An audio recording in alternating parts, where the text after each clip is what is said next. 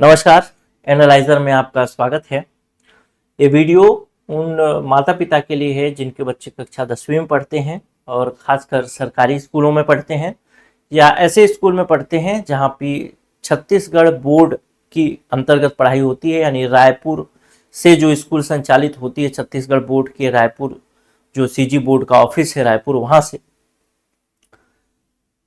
इस वीडियो में मैं कुछ विशेष और कुछ महत्वपूर्ण बात आप लोगों से करूं। विशेष बात यह है कि आपका बच्चा 10वीं में पढ़ रहा है और 10वीं में पढ़ रहा है। 10वीं में उसके लिए उसके पास सबसे ज्यादा जरूरी क्या सोचता है? वो सबसे ज्यादा जरूरी सोचता है कि मैं अधिक से अधिक नंबर ले आऊं, और आप भी यही सोचते हैं कि अधिक से अधिक नंबर ले आए। उसके बाद क्या सोचते हैं आप? उसके बाद सोचते हैं कि भाई 10वीं में अच्छा नंबर लाया है तो चलो 11वीं में कम से कम साइंस ले ले, यानी विज्ञान विषय ले ले। हिंदी में लिख देता हूं, विज्ञान ले ले, गणित ले ले। ये दो विषय ले लेगा तो भविष्य थोड़ा उसका संवर जाएगा, सुधर जाएगा। फिर विज्ञान गणित ले लेता है तो फिर आप सोचते हैं चाहे तो डॉक्टर बन जाए, इंजीनियर बन जाए, या फिर कुछ और भी सोच सकते हैं, नर्स बन जाए, अगर लड़की है तो नर्स बन जाए। इस तरीके की चीजें आप सोचते रहते हैं। आप ये सब चीजें अपने बच्चे के लिए कर क्यों रहे हैं? बस आप एक ही चीज के लिए कर रहे हैं कि उसका भविष्य संवर जाए, उसका भविष्य सुधर जाए। लेकिन क्या होता है, आपका बच्चा, मैक्सिमम बच्चे क्या होता है कि 10वीं में नंबर ठीक ठाक ले आता है, लेकिन जब 11वीं की बात आती है तो आप बोलते हैं कि विज्ञान ले लो या गणित ले लो, तो बच्चा उसमें से चयन नहीं करता, विज्ञान गणित नहीं लेना चाहता, आर्ट्स ले लेगा या तो कॉमर्स ले लेगा। क्या कारण है? विज्ञान, अगर 10वीं में बात करूं, 10वीं क्लास 10th की, तो क्लास 10th में 3 विषय जो हैं बहुत कठिन लगते हैं उसको। एक तो विज्ञान लगता है, दूसरा गणित लगता है, और तीसरा अंग्रेजी। मुख्य रूप से ये 3 विषय उसको बहुत कठिन लगते हैं। आप अपने बच्चे से भी पूछेंगे तो बताएगा कि हाँ, ये 3 विषय उसके लिए कठिन है। अब इस 3 विषय कठिन है, कठिन क्यों है इसका भी कारण है। एक चीज तो आप स्पष्ट तौर पे जान लीजिए, साफ साफ जान लीजिए, कोई विषय कठिन नहीं होता, ना तो कोई विषय आसान होता है। हर विषय कठिन होता है और हर विषय आसान होता है।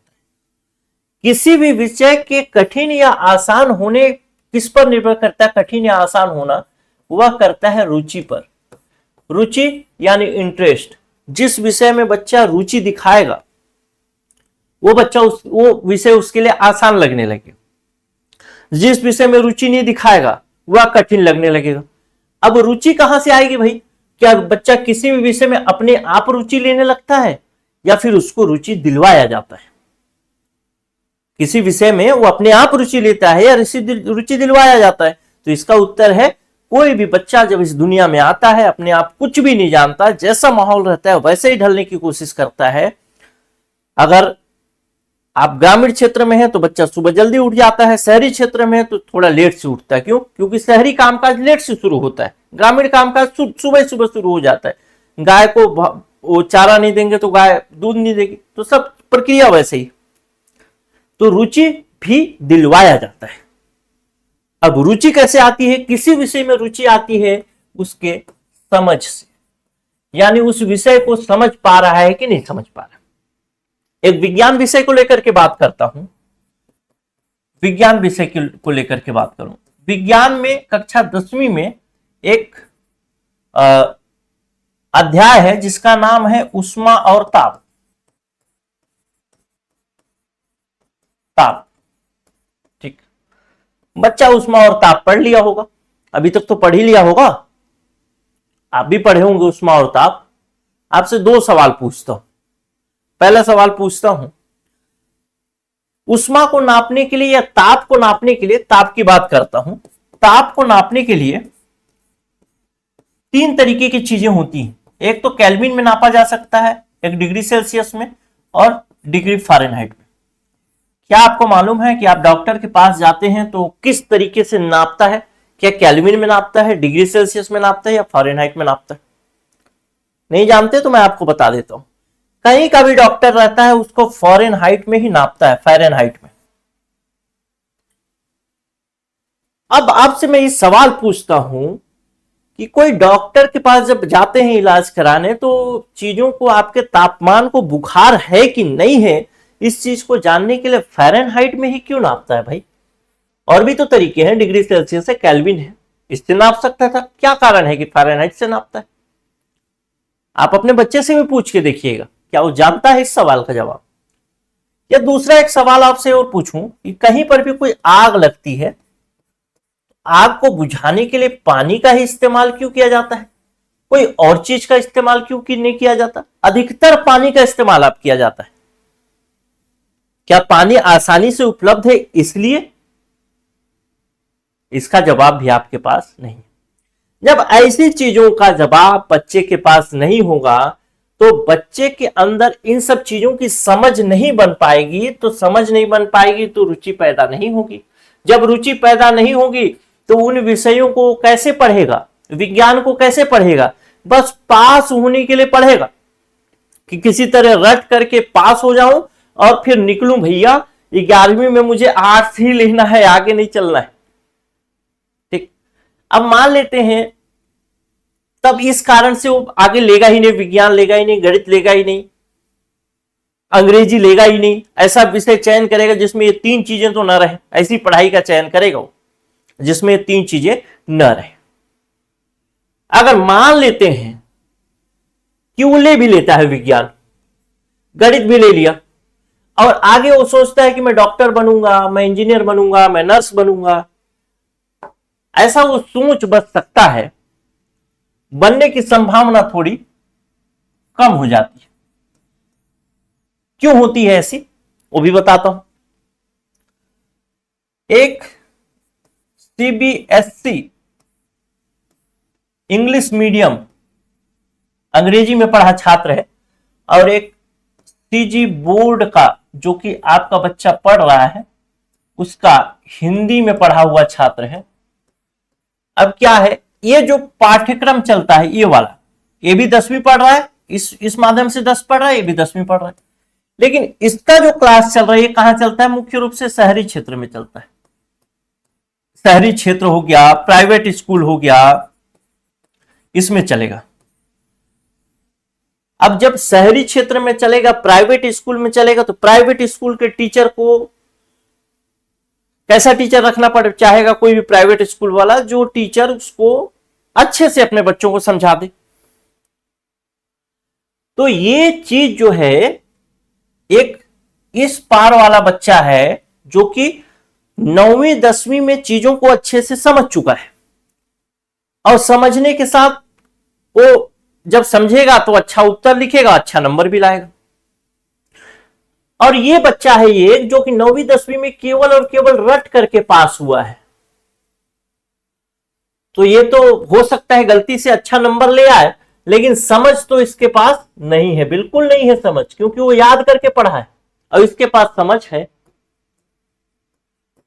अब दोनों को डॉक्टर बनना है, मान लेते हैं इसको भी डॉक्टर बनना है, इसको भी डॉक्टर बनना है।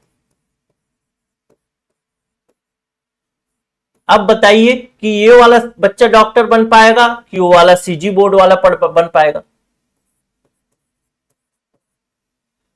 सीजी बोर्ड वाला कौन बन पाएगा डॉक्टर आपके हिसाब से? बताइए। यही बन पाएगा। क्यों? क्योंकि ये पढ़ चुका है, समझ इसके पास अच्छी तरीके से है, शहरी क्षेत्र में पढ़ा है, चीजों को पहले से जानकारी है उसको कि डॉक्टर बनना कैसे है। और आपका बच्चा पढ़ा है ग्रामीण क्षेत्र में, या फिर आपका बच्चा पढ़ा है सरकारी स्कूल में। ऐसा नहीं कह रहा हूं कि सरकारी स्कूल की हालत बिल्कुल खराब है, लेकिन आप जो है वो आप जानते हैं।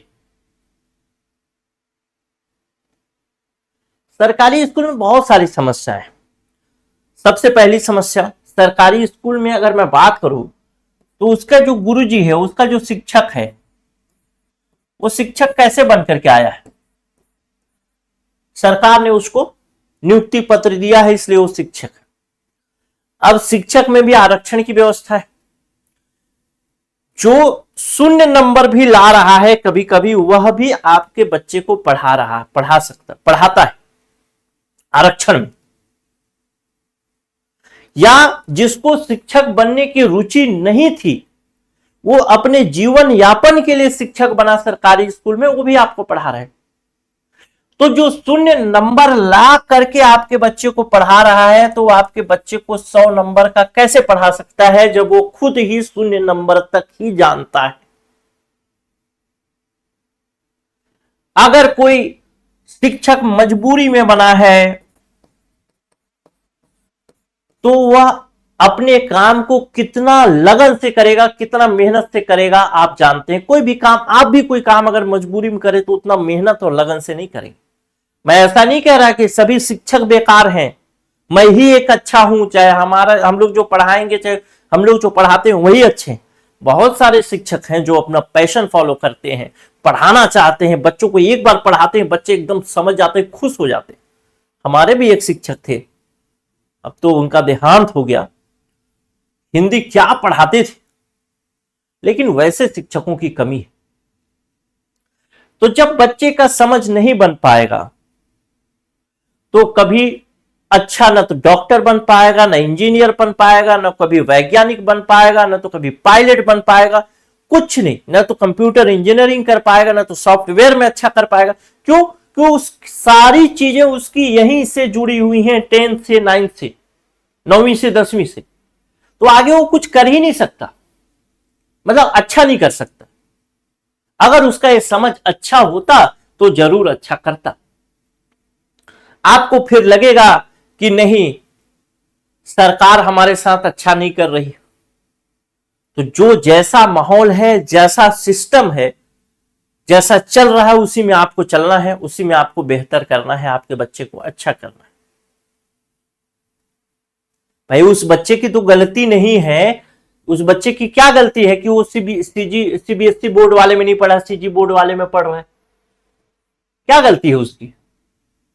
और ऐसा नहीं है कि इसका जो क्लास है वो अच्छा है, इसका जो किताब है वो अच्छा है, इसका किताब है वो खराब है। नहीं है खराब, ये भी सेम है, ये भी सेम है, अलग अलग है, सेम।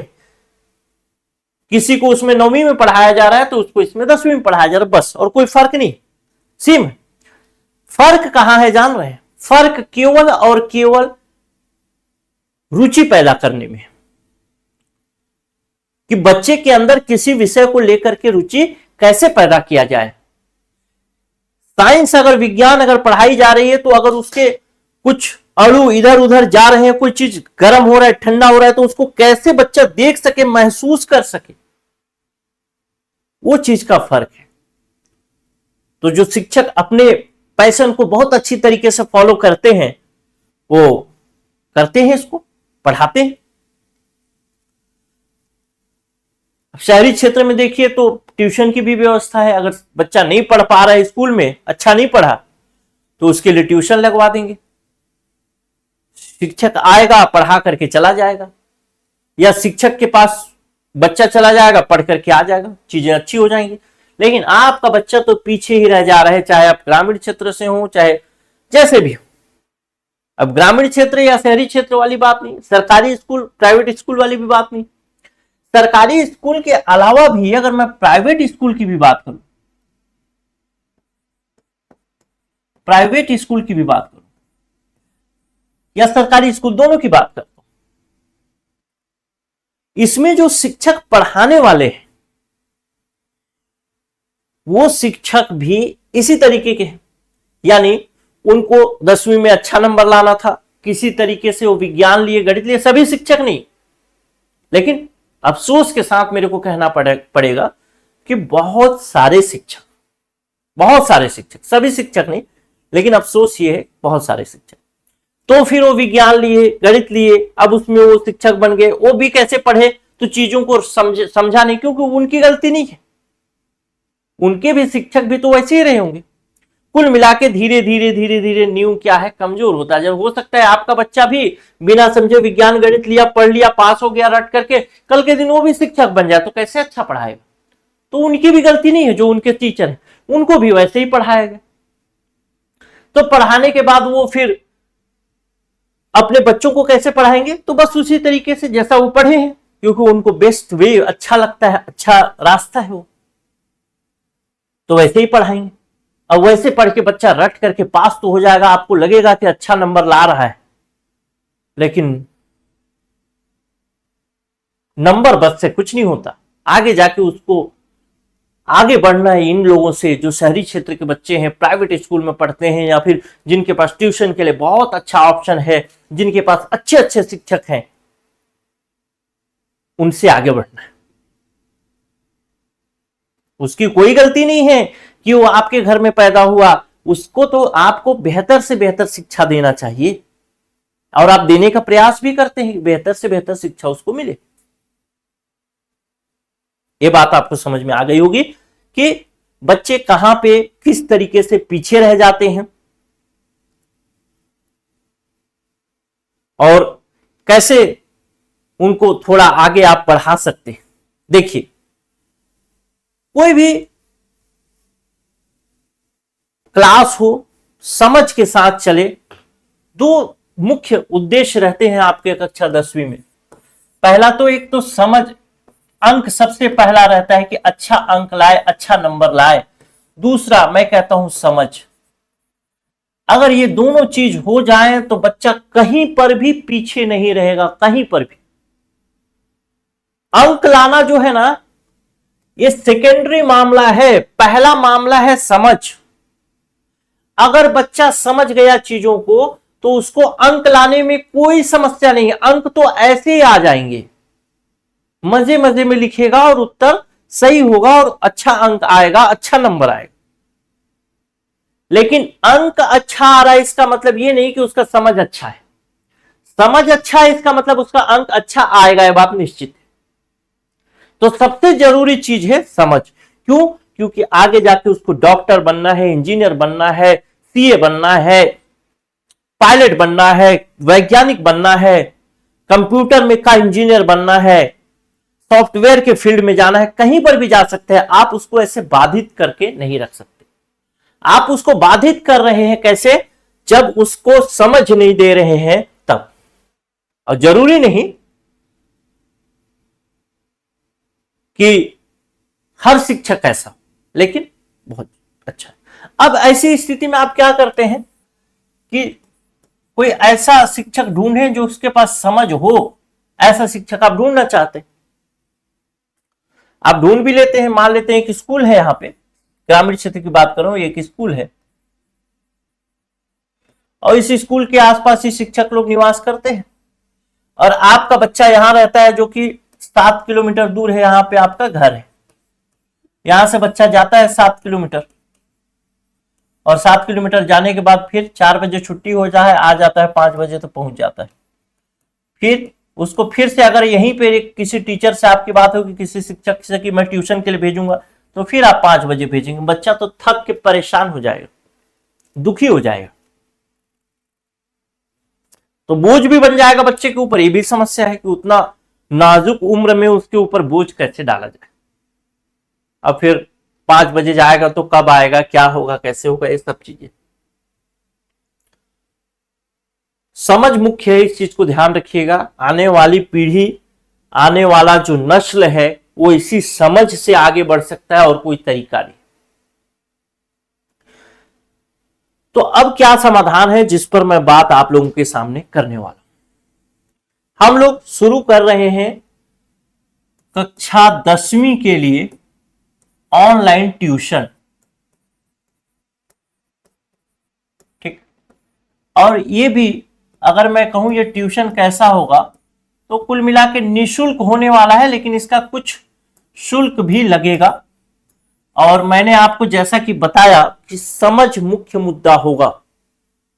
किसी भी क्लास में बच्चे के अंदर सारी चीजें बच्चे को दिखनी चाहिए, उसको याद न करना पड़े।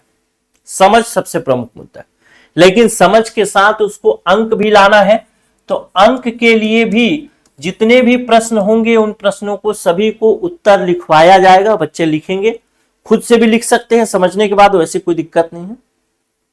तो उस पर हमारा फोकस होगा, समझ और अंक दोनों। अच्छा नंबर भी लाए और लेकिन समझ के साथ पढ़े चीजों को, क्योंकि आने वाला जो प्रतियोगिता होगा, आने वाला कंपटीशन होगा, उसको बहुत मजबूत मजबूत लोगों के साथ लड़ना है और उसको आगे बढ़ना है। और अगर उसके पास संसाधन नहीं है, व्यवस्था नहीं है कोचिंग का, ट्यूशन का, तो उसकी व्यवस्था आपको ही करनी पड़ेगी, अभिभावक को ही करनी पड़ेगी। उस बच्चे का कोई दोष नहीं है कि वो आपके यहां पैदा हुआ है। आपको उसको सभी प्रकार का अवसर प्रदान करना चाहिए, सभी प्रकार की सुविधाएं प्रदान करनी चाहिए। लेकिन किसी कारण पर सुविधा प्रदान नहीं होता तो उस विषय पर मैं बात करूंगा।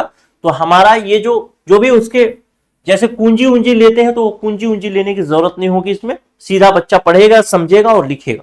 तो जो क्वेश्चन होंगे, जो प्रश्न होंगे अंतिम में होते हैं, वो भी सॉल्व कराएंगे, वो भी बताएंगे। उसका एक पीडीएफ भी मिल जाएगा ताकि बच्चा अपने पास रखे, देखे, लिखे, जैसा भी करे।